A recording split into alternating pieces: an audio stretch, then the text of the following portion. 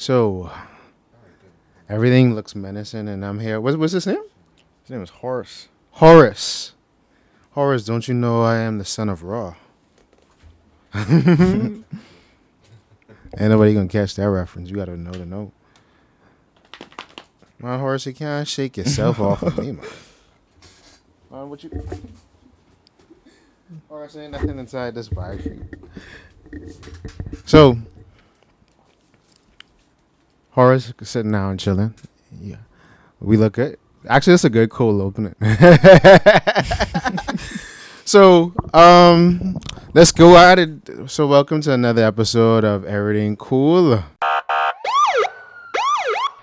we don't want to do anything to scare your children. That's the last thing we want to do. We don't want to scare anybody. The tourists come over to chill on the beach, but they don't come over the hill where we sleep. We got nightmares and they got fantasies. No sanity, it's just insanity. My mommy hoping nothing happens to me.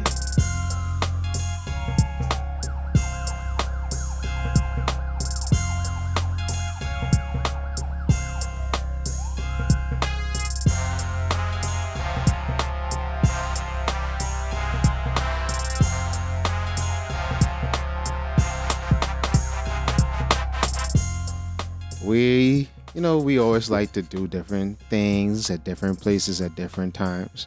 And we are now at the lovely establishment of Hoom Studios. I like how you played the boom off the home in a way. Yeah, that's how we say it. Home of the boom. Like, So, before we introduce our illustrious guest, and boy, you in for a treat today. Hey, just keep your eye on that bag for when I call it. all right. So, it's the niggas of Nassau, TDE and the GOAT, St. Anton Alexander, Lord Jalen Willard, coming to you again on another episode of Erryting Kool, joined by, man, you ain't got to get it now? I can close. So we got the usual suspect, the party of one. Going from the party, right? To party of what? This is the one-man party, not the one-man band. We have PG Giovanni, a.k.a. PG, a.k.a. PG-13, a.k.a. PG-13, a.k.a. Your Favorite Non-Bay, a.k.a. Hidden in Plain Sight, a.k.a. Bruh, a.k.a. Too Many AKAs. A.k.a. Too Many AKAs. In the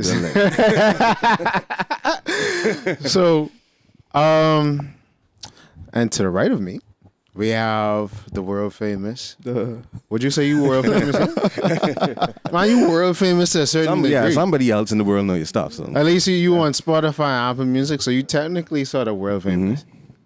If that's what you want to call it, I wouldn't say it, but if other people say it, I guess fame it could works. be subjective. Fame can be subjective, but please introduce yourself, sir. My name is Sherwood Rahming.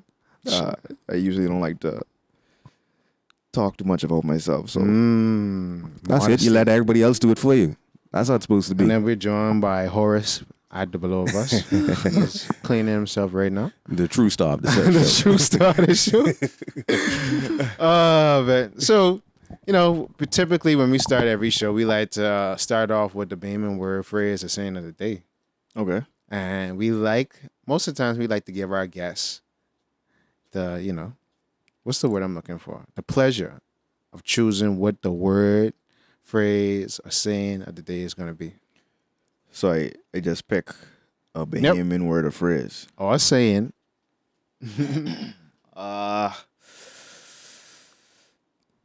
Crabby. Did we hear about crabby before? I think we mentioned it when we had our Bahamian sayings episode. Yeah, so it wasn't a guess word. But that's a good one. That's a good one. For the international viewers. Actually, I like that you picked that.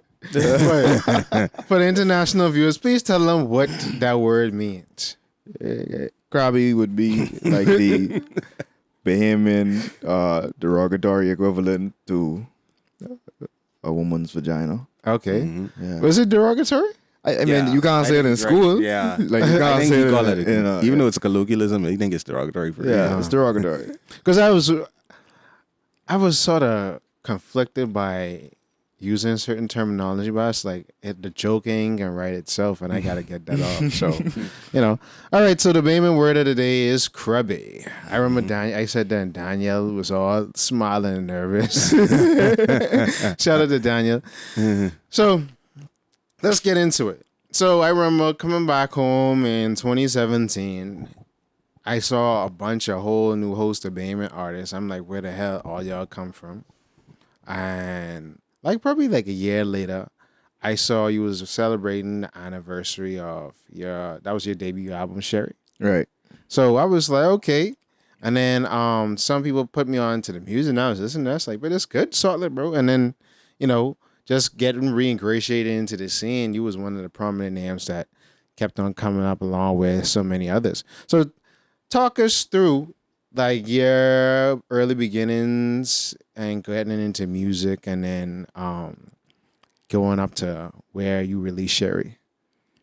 Yeah. I got into music kind of late after high school. Didn't do any kind of music in high What school you went to? I went to Charles W. Saunders Baptist High School. Oh, we have another alumni. Oh, because Trey come from that school too. Yeah. Interesting. Miller was the principal at the time? Yeah. Okay. Yeah. Shout out Uncle Back Miller. to back. Back to back. On tour, mini tour. Because 2 musical artists do. Yeah. So that really is a musical school. Trey was It in ain't my though. It really ain't. Actually, another guy, Drew Bones. He was Drew Bones. Yeah. I think he just calls Is himself it Drew now. Drew? Yeah. True now, right. He from BBC too. He from. Oh wow. Solid. Yeah. Interesting. Yeah. But yeah, I wasn't into music in high school, but after high school, I got into, I guess, the real life workforce. All my life I've been working for my old man. He's do construction, but after a while I got tired of that, just because family tension and whatever. And when I started working other jobs, I was using writing and poetry as a way to vent, just figure myself out. And it kind of compelled me to dabble into production to be able to make instrumentals for the things that I'm writing for. Okay. And then they turn to songs. You start off with your little trash songs and and I put together an EP maybe in 2018. No, not 2018. That's before. That would be before. I mean 2013, 2012, 2013. That shouldn't be able to be found on the internet. It was hard by. To me, but everything you do in the past. Yeah, as an artist, Yeah. you have an elite critique yourself, so you be like, because it's the old stuff I've done 10 years ago. Yeah, so it's like that. I ain't gonna say it's bad, but it was inexperienced of me. But yeah, it was from there where I just was kind of doing writing my feelings and thoughts and concerns and trying to make music out of it just for me. And it coming into Sherry was mostly just that, but more so focused on the relationships that I was having at the time. Figuring out myself in that dynamic, questioning my ideology on life and love and romance and all that stuff. And, Sherry was a thing. Interesting. So coming to that part, because Sherry is a very album, is when I was making my notes. Look at me getting all these things. When I was making my notes, I was like, and then, I like to, I ain't going in my phone text, I going to find the notes. So, boom. So when I was going through my notes, I was like, and your whole discography, it seems like it goes in different phases, and we can get into that a little bit later on. Okay. So coming into Sherry is more so wait, I was a punk my whole life, and now I trying to change. I call it the simp to a pimp, because it's it start off you simping, and then it's okay, I understand, I ain't gonna be no punk no more. Right. I feel like that's a good way to look at it, from just top of the track to the bottom end of the track list. Yeah. Because it's kind of like that vibe where you look at relationships and life you like this person is supposed to be like this, lovey-dovey, blah, blah, blah. But then, you find out that I guess the way people might be seeing it ain't the way that you seeing it. Yeah. And it don't vibe the way you thought it was gonna vibe, and then you kind of trying to figure out all of that. And along with that, it's just like, for me, I should say, a kind of zen understanding that beneath all that superficial love stuff is like the real, can I be into you, but be able to appreciate you as you are, accept who you are, XYZ, figure out if we could vibe, if we can't vibe, like a more mature way of looking at things, as opposed to just, I like you, and if you like me, then you could be mine, and that means I own you. So that's where, you know, your hits, would you call it Sudgen your hit single off that project? Yeah, I call it a. So like, you know, when I heard hit. Sudgen, I was like, no more Sudgen over these guys. I was like, all right, I can feel this. I mean, by the time Sherry would have come on 2017, I was out of my kunk phase. And yeah, like, was we did a whole podcast on like what is a kunk phase, and I have this certain parameter. So for women, it's just like high value man, but kunk. I mean, it is covered. Yeah, it's something like that. We get into a lot of my theories and theology. Okay, but kunk season basically I classify it as when and I do this for women. Women is 16 to 23, and men is 18 to 23. Because, you know, women tend to sort of date older, so they start sort of getting in the mix younger. And normally during this phase is your college years. right. So this is the time to experiment, try to find yourself. Now after 21, 22, 23, you don't need to be no kunk no more. You can't be 28 years old and still being a kunk. Boy, It's like, you'll be surprised. yeah. No, but it's like, wait, it's like, okay, I understand. Okay, 18, you go to college, 19, 20, 21. Okay, cool. You do your first 4 years. And then probably 22, 23, some people sort of graduate a little bit later and you getting your feet wet in the workforce. But by the age, like 23 going to 24, you can't be no kunk no more. So you can't be setting over a woman. Like, you should have already learned your lessons already. I want to say, I understand what you're saying, but I disagree. I feel like, think about it, most people don't even have the, I guess, The emotional intelligence. right. That's a good one to form significant and long lasting enough relationships. They don't have to be long lasting, but significant. So they say businesses fail within the first 5 years. Okay. Like a lot of businesses fail within the first 5 years, more times than not. Yeah. Like that's the same thing for relationships. How often do you see relationships get to 5 years? So if you in your 20s, you ain't ever reach a 5-year relationship, of course you spend at least all those times being a kunk. So you need to probably get like a solid couple year relationship to learn from, and that might fail too, and then you might not be a kunk no more after that. I get that, but my retort to that is, okay, if we look at it like, okay, so women naturally develop faster than men, to the fact that our frontal lobe don't even develop until the age of 24. Okay. So by the time you get to 24, 25, you start focusing on chasing women. Now you're trying to establish yourself in your career, finances, and things like that, because you like, okay, 30 almost there, and I can't be doing this little boy thing until 30. So that's when the seriousness is. So that's why I say it should be a shift in mentality by around that time, because it's like, I feel that. you shouldn't be still doing this thing, because it's like, all right, you can be hot boy on the block or whatever, and you still living home with Jim and me, and you ain't have no advancements in your career. You ain't know what you want to do. Yeah. Because you ain't getting no younger, and women ain't gonna take you more serious, because the more older they get, the more that they want, and the less they settle for. True. So, Very true. you know, so that's just my whole, it's more theory. So, okay, so you release Sherry. You had my boy Shadfer on, like, doing some of the skits on there. Yeah. I worked with him on the Collect documentary, and he did the voiceover and things like that for the doc. So I was like, yeah, it was like, you know, a real Bahamian story from a Bahamian male standpoint of like, yeah, you know, you simping and sudging. Because I've been through those feelings, like when I was the earlier part of the 2010s.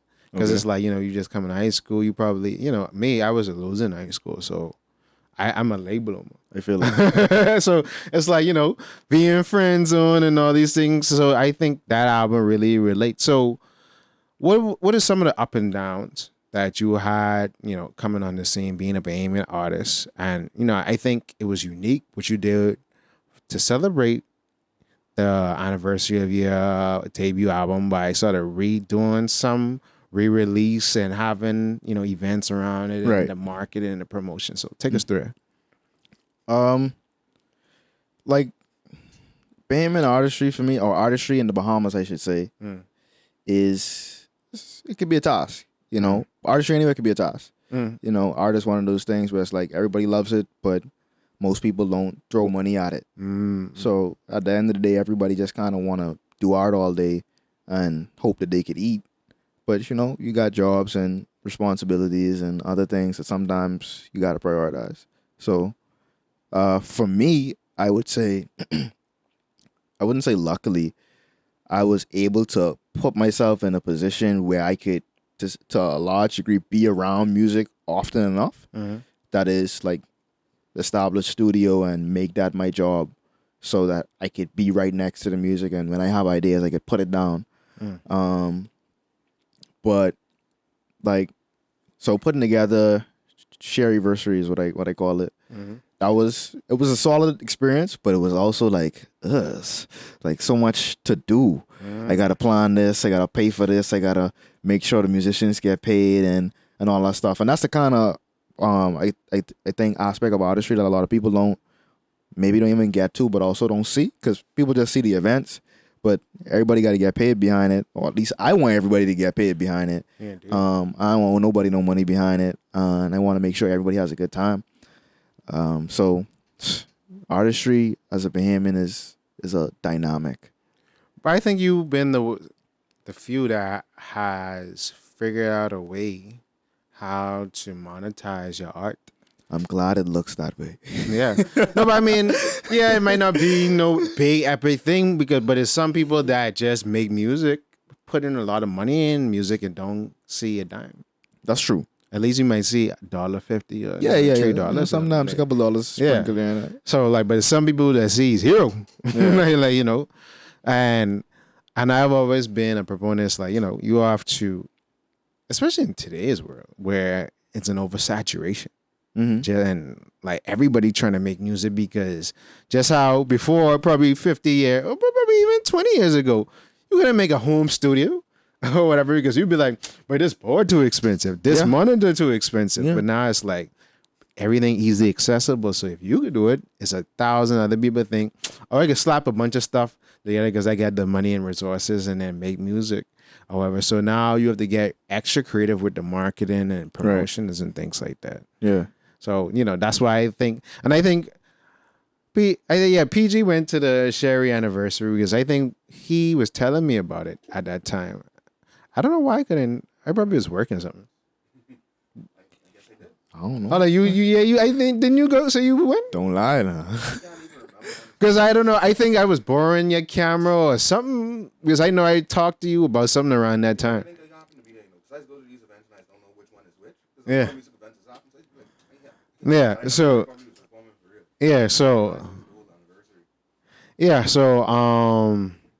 around, like, so even putting on your own concert, because everybody be like, oh, I'm gonna wait until the promoter comes by. It ain't gonna happen.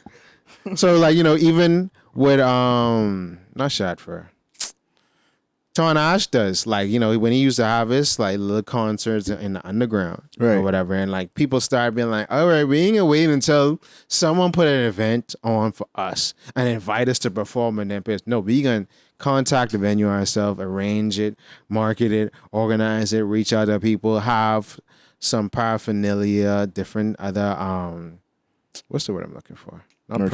Merchandise, some different merch, sell that, and then that's how I sort of just not only be the artist, but I turn into the business person too. Yeah, like you kind of gotta be, especially when you at ground zero, which is one of the stressful parts about it, because like you say, you wearing all these hats, but then you also, in most cases, clocking into a job to supplement that to begin with. So to wear, your 9-to-5 hat, and then also wear the hat of the marketer, the event planner, the artist, the organizer, and all that stuff, is like, but it's necessary because who could do it for you? Like, who could make who the hell is that? Y'all want me to answer it? Yeah. Live on the podcast. Erryting Kool is always getting interesting. Oh, we keeping this inside there too. Yeah, my bad. Oh man. Where it was. So yeah. So, but I mean, what you just describing is what people now just in general gonna have to do, bro. Yeah. Like, because you can't just work a 9 to 5 and think everything can be said. You're gonna have to have like a side hustle. Yep.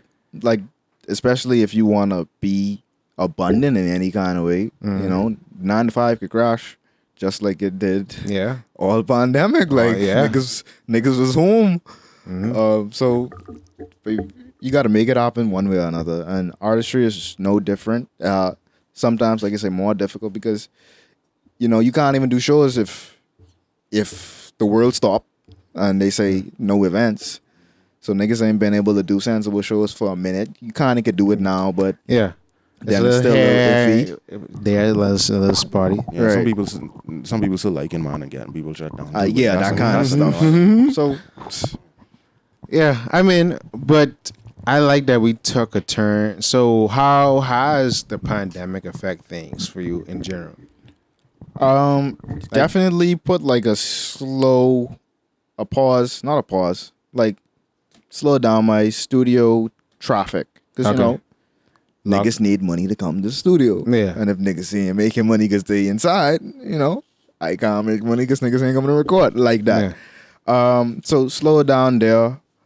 I try to do a couple other things to make my life, I guess, cool. Okay. So Because I see you took up somewhat like Muay Thai. yeah, I do. Yeah. I dabble in a little bit of Muay Thai, and I also have a partnership with my trainer, as like a More gym. fire. Right? Yeah, more fire. So we do that, kickboxing, Muay Thai lessons, and that's a like fluctuating thing as well. Once again, pandemic vibes. Mm-hmm. But I guess things slowing down really give me an opportunity to also just dabble into some things that I wanted to really get into too, like Okay. app development and shit. Okay. So, you know, So app development.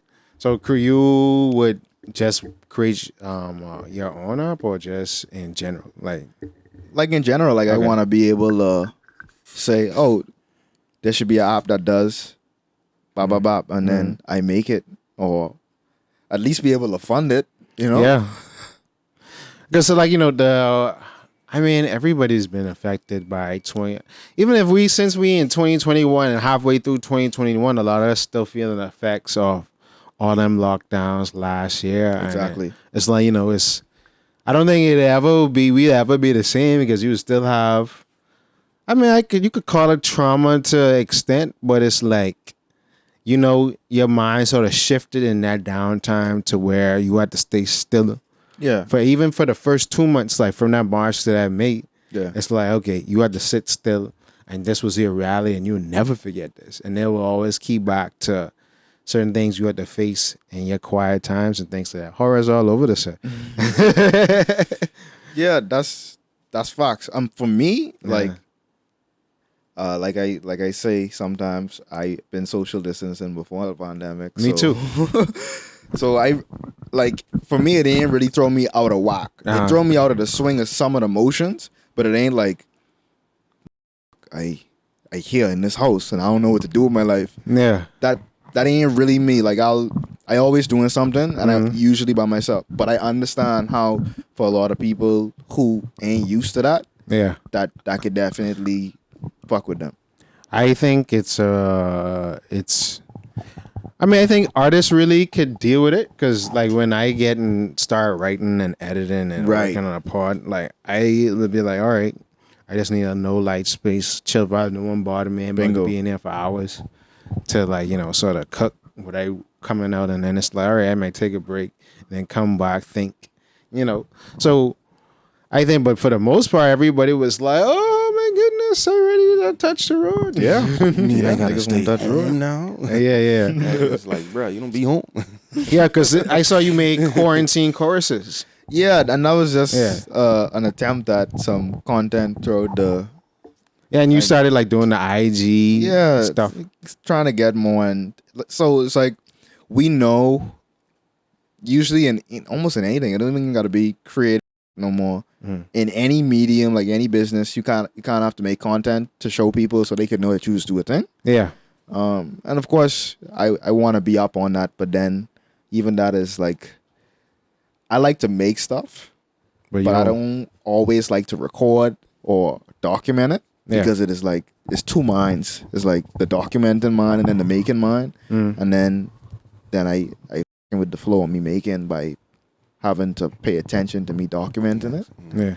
So that's how it came about, and that's also how it was inconsistent. Yeah, because you probably made it feel like, bro, I forcing myself having to do this. Yeah. And this don't just come natural. Yeah. But that's so understandable because I was like, okay, it felt like you went silent for a while. Yeah. And then like when I was going through your IG, it was like, oh, you have all these stories like flawed, but then it was like you stopped that after like February, March of this year. Yeah. And that's something I say, I want to be more consistent, but I also don't always feel like showing what I doing. So maybe if I have somebody following me around with a camera, I might care less. Interesting. So we about to take a quick short break and jump back in on the next side of Erryting Kool. And we got, Tropsy time coming up. Yeah, yes. Hi, this is your favorite zaddy, Lord Jalen Willard from Erryting Kool. And this episode is sponsored by nobody. If you would like to sponsor an episode of Erryting Kool, feel free to email us at theoriginalpeoplenetwork@gmail.com. Or you can slide in our DMs on Instagram at The Original People Network or on Facebook, The Original People Network. Now back to your scheduled programming. And we're back, cool vibes at Hoom Studios. I really like the ambiance of this place. Like just from just looking at it visually. I mean, we have it a little bright inside there because, we want the cameras to see Diamond face. So, but after quarantine choruses, and I loved Sherry for what it was, but the smooth things really stood out because it was like, it felt like an evolution of Sherry almost. Because now, like when we was talking about how Sherry was the simp to a pimp story, Smooth Things was more so Isaac Gallus now. like I was telling PJ, like, boy, this way is make Cunny Man music, bro. I'll take it. So I was like, wait, because I was like, and I was like singing, especially like well, more so this Plantain. I was like, this song's so catchy, and I was like, I wonder if he put this out yet on Spotify. And I was like, keep on humming it from February this, but until I was like, let me see if this on Spotify. And then I just started jamming it in the car, and I was like, well, it's a vibe. And then I started listening to that because I heard like snippets on your IG about it, and I was like, yeah, this would be perfect. But let's get into you coming up because again during my research. That Way was a more older song, which you had put to the side. And right. Yeah, The Way was a song. Actually, you could pass me that. From, I don't even know when, like maybe 2018, 2019. This was sitting there.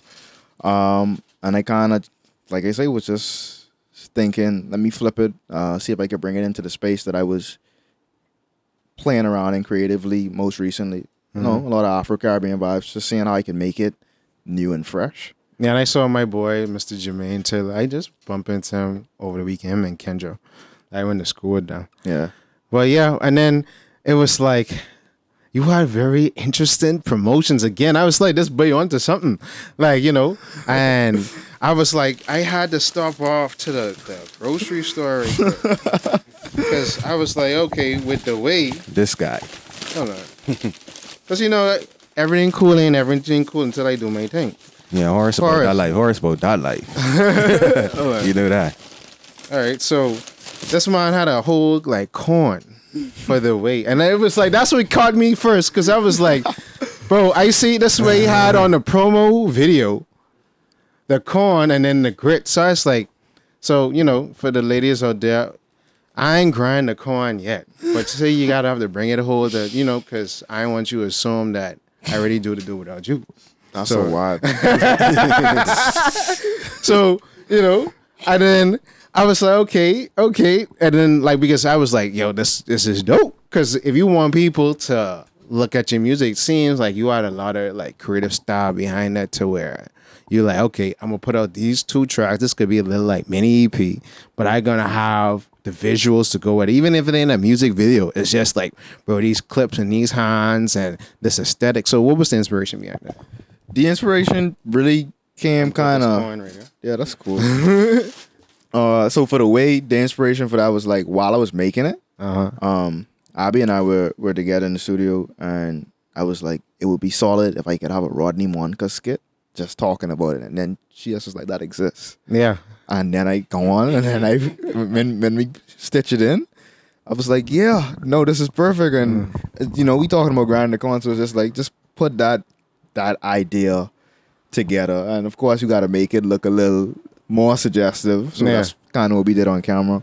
And for the this Plantain, kind of like similar vibe, just you talking about the Plantain, so yeah, the Plantain, and because it's this Plantain, it's like fresh produce, green, right? No, not this.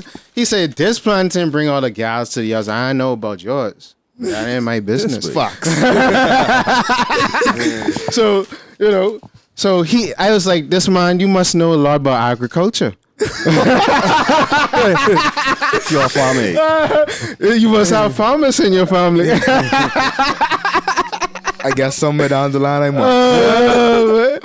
Well, yeah, okay. And then this Plantain is something that you was more so probably working on, from my guesstimation, working on first, and then it's sort of like, okay, I like the direction I'm going with this Plantain. Let me go get this next song and sort of get it in the same vein. But I think the way happened first.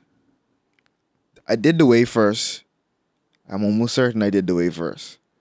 Like, I refreshed it. And then, like I say, in one of the vlogs, I kind of just couldn't sleep one night, or at least woke up in the middle of the night, and I was thinking about Khalees's My Milkshake Brings All the Boys to the Yard. Yeah, so a great rendition. Then just reframing that into like my version was kind of like how that came about. And then when it came down to put the visuals together, it's like, cool, these are 2 agricultural base kind of agriculture, vibes. and then you come with the whole farmer boy photo shoot. Yeah. Now, hold on, I zoom in right there on this camera.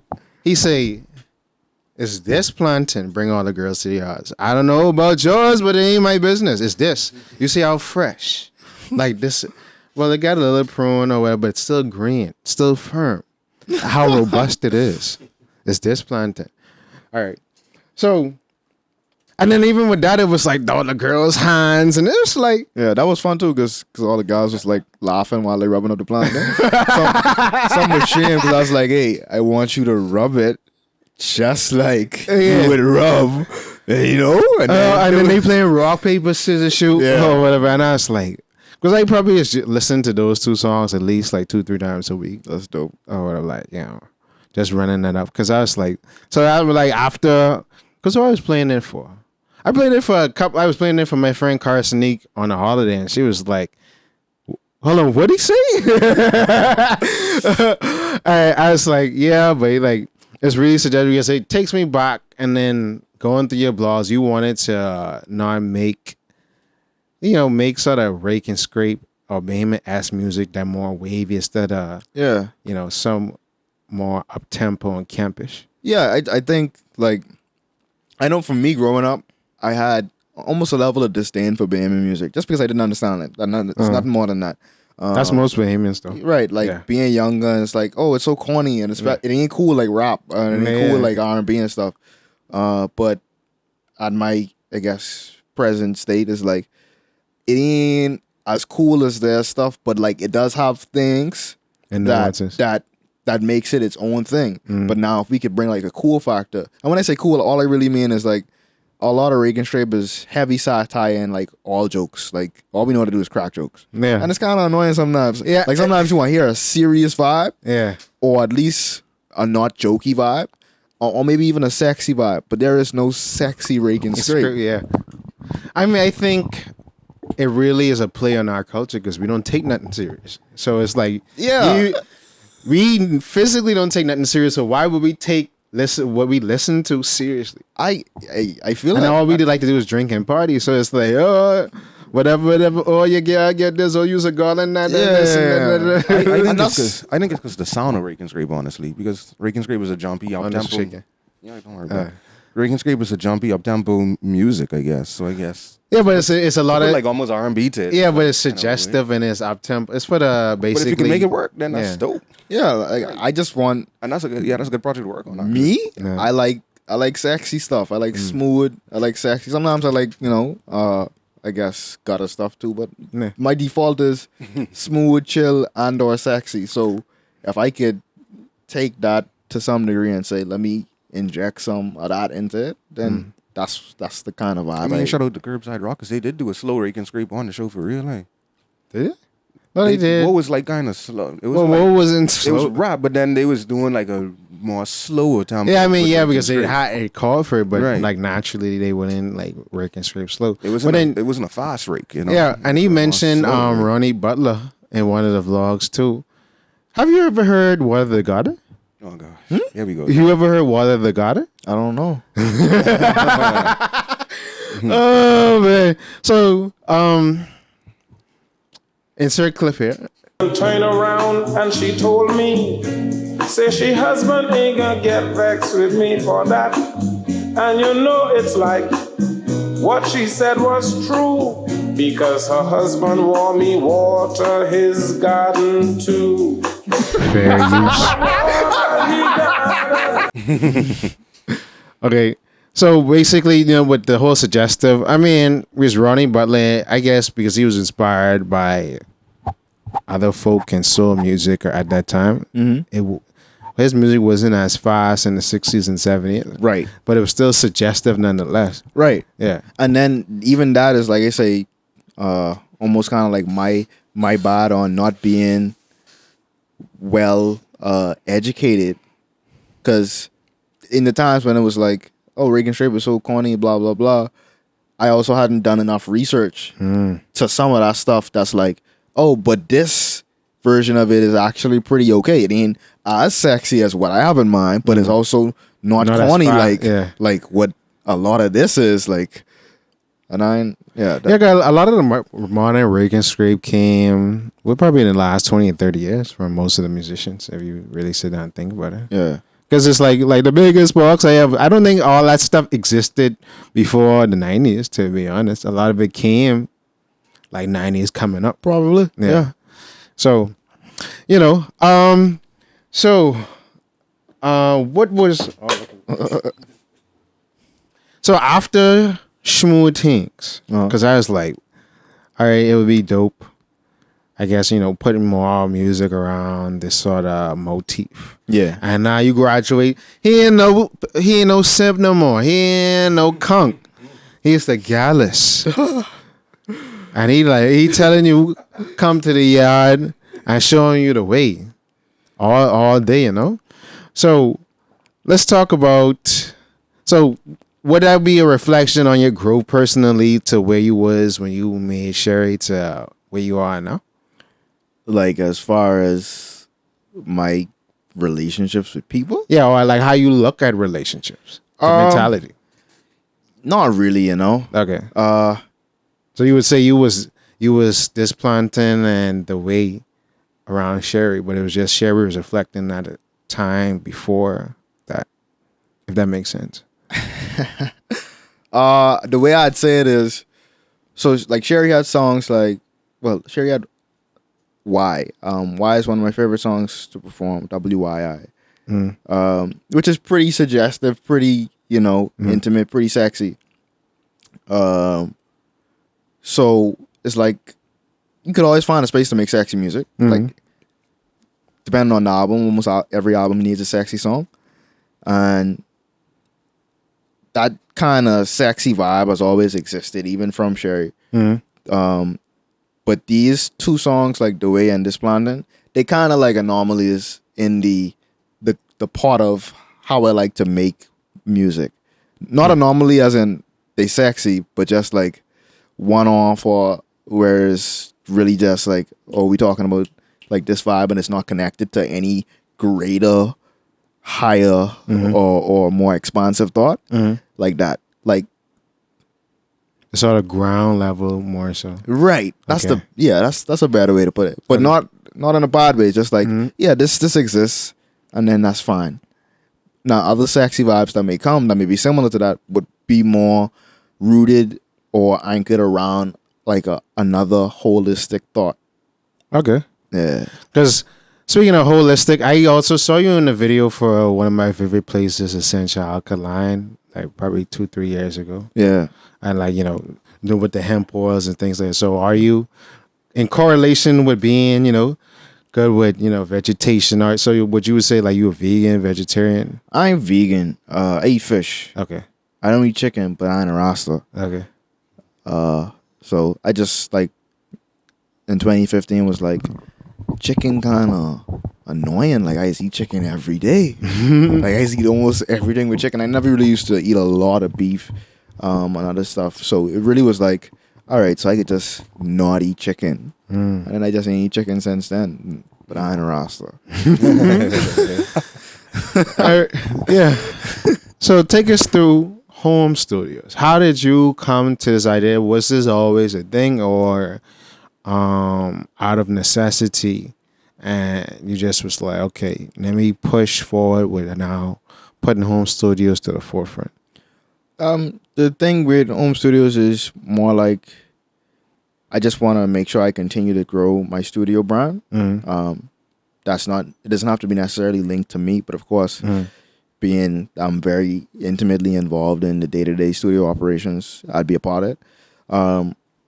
And it is kind of like a necessity.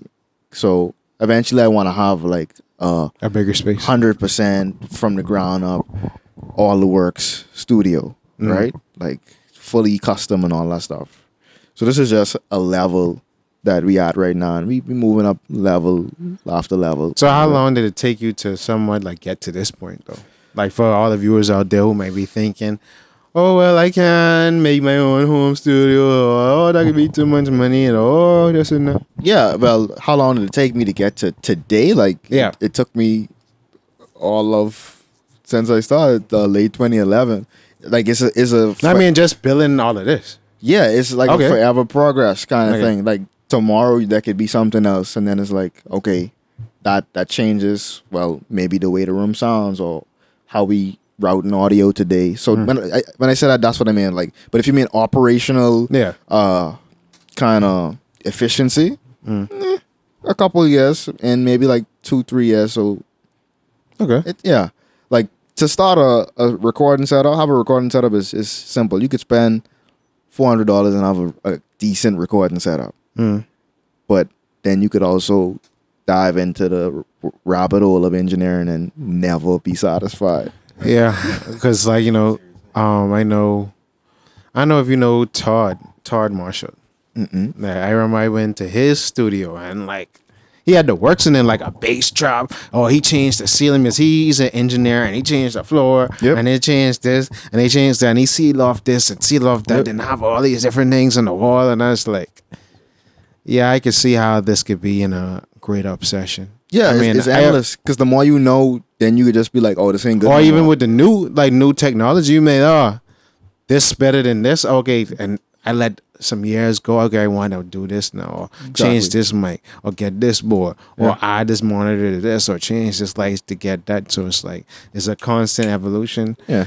Type of thing, because I always say, you know, me being a filmmaker, it's like, bro, cameras are like guns. Like, you know, like You just if want have a more. gun, you just want more. You want this color and put this attachment at this, and or this shoot with this, and or this get this like this. So it's like, you know, so when it comes to when people want your services. They don't understand the extent in which you have to constantly evolve your skills, upskill, as well as up equipment. Yep. So when they think, oh, well, you just recording this, oh, you just shooting this, but it's like, no, babe, like this stuff expensive, you know. Yeah. And duty on audio equipment. Yeah, that's crazy. It's still too high. Yeah, because it's like, wait, what I brought in? I think I brought in some lavaliers recently, and it was like, this ain't no. I need this for my. Okay, you all have camera stuff duty free. Yeah. But it's like, wait, audio gotta go with the camera stuff. Like, well, I was like, I don't know if y'all trying to tax the churches or something because they need. They ain't taxing the churches. No, they tax it because let's say a church need like a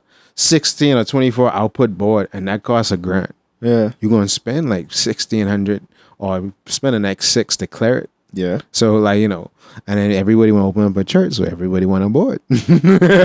So I'm like, hey, like, if you're gonna make the camera stuff free, let the audio stuff free, or some people will let you do it to where if you buy camera stuff with the audio stuff they make, you know. Yeah, it's fucked up. It don't make sense. Yeah. Right. Because it's like how you want you have to be overall with the orange economy to where it's like, okay, yeah, we got that camera stuff, but you know, with podcasting, developing, and we want to make more, you know, make more musical artists, make more, you know, live stream gaming and things like that.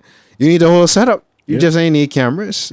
You know, you need the lights, you need this, you need that. So Like the kind of mixer that I want, that I think would be at like my last level of studio is like, okay, I can have this mixer for 28 years and I don't need to change it. yeah. I want to spend at least $30,000 on it. Yeah. Who paying duty on $30,000?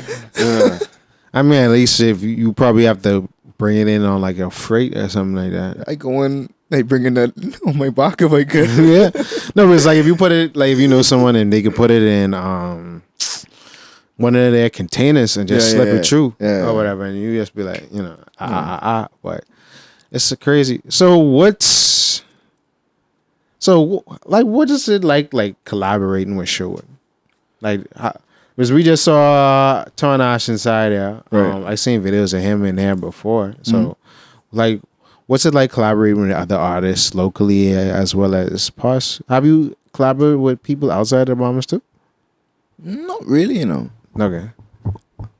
I'm not the kind of collaboration I like to do for my personal music is like musicianship collaboration. Okay. So I like to have ideas, start to put them together, and then say, okay, it would be cool if you play bass on this, or if this person does background vocals, or if we have like this person play keys, that kind of stuff. For whatever reason, when it comes to me writing music, I guess it just feels so personal that I very rarely feel like, hey, I want somebody else to put a verse on this. Oh, what have you? So have you done it for other people too? Or? Also, very rarely, and that's probably me being super selfish and not caring about people, and you know, being I guess a standoffish kind of person. I don't know. I mean, you can feel the way because you know you haven't found a reason to sort of put some of your soul in mixture with somebody else's. Right, like it's super. Like the only person that I have more than one collaborative song with Zoo. I don't know if you know Zoo. Yeah, I've seen him on the Quarantine Choruses. Right. Yeah. So, but like they even ain't out. Will they ever come out? I don't know. No, so you sound like you have horrors in music that you haven't unreleased. I got a couple songs, a couple good songs. I got a project. Okay. Yeah. Because like I used to see, I remember I was on Spaces on Twitter, and they was talking about some artists that like just record music and never put none of it out. Yeah. Or whatever, and they probably whether they be like it ain't the right time or it ain't perfect yet, or you know they're not confident in it for whatever reason. So I sort of understand, hey, like this is my art. This is because I put a lot of my soul and spirit into it, and this is personal. So I'm sensitive about my art and how it's taken. Yeah, and also for me, I just want to be able to enjoy the process of putting it out and then spend time like with how it is received. That is, you put out a song, cool, and then the fuck? That's my phone. I don't know. Yeah, like you put out a song, and for me, I don't always get to do the due diligence and do the marketing all the way. Like, imagine how much better it would be if I could have already do a video for this Plantain, like in all its glory, or the way. And it's just like, but I got other shit I need to do. Yeah. So you could just get the song for right now, and then I can see you in the next couple months, maybe. I mean, yeah, I think I would take most artists, especially if you ain't have no financial backing. It wouldn't be a rush to, I need to put out a video when you have a long shelf life for the song. Because, Yeah, there's that too. because it's like you put it out, some time pass, and plenty of people know about the song. So if you put a video like out a year later, you give the song new More life. yeah. So it's like, all right. And it's like, oh, I never seen this before and this and that and that and that. So, you can always be patient with yourself that way. Yeah. So what's next for Sherwood Rahming and Hoom Studios? I won't put out some music. I want to put out some music. If I could just muster the energy to mix the songs that I have, Okay. I'll put out some music. Also, if people just throw money at me when they see me, Yeah. I definitely like put out some music. Okay. So how many instruments do you play? Because I seen you play bass or I play electric guitar. I play guitar. Okay. Like I could say I play guitar.